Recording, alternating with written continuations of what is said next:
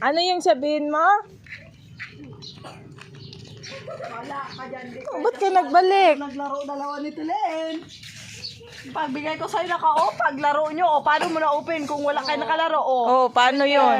Ako pa sisihin mo, ha? Sino last naghiram? Oh, ikaw. Ote, alam Oti, ba't naon? Oh, bakit nakalaro kay kanina dalawa ni Tilen? Kasi pa man yung password. Rosie ba? Oh, yung napatay naman ulit. Doon na.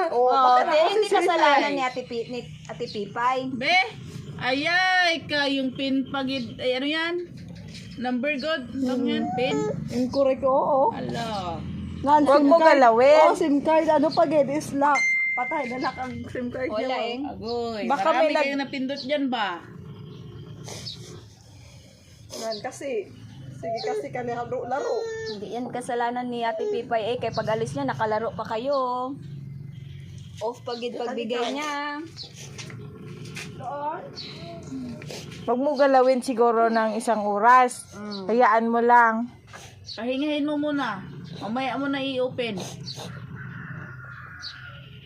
Baka may time ano yan siya, time limit. Na kailangan ma-open pa siya 1 hour sa rest sa 1 hour.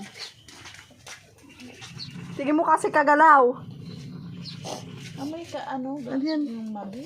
Wag mo muna remaining 14 attempt. Nahulog. 14 remaining attempt, sabi niya, kaapat ay 14 nga, giulit-ulit yung password. Kaya siguro nagpin-pin. Kaya parang na ano siya. Kaya nagganyan. Restart mo, Wang. I-restart mo be. Hindi, ayan.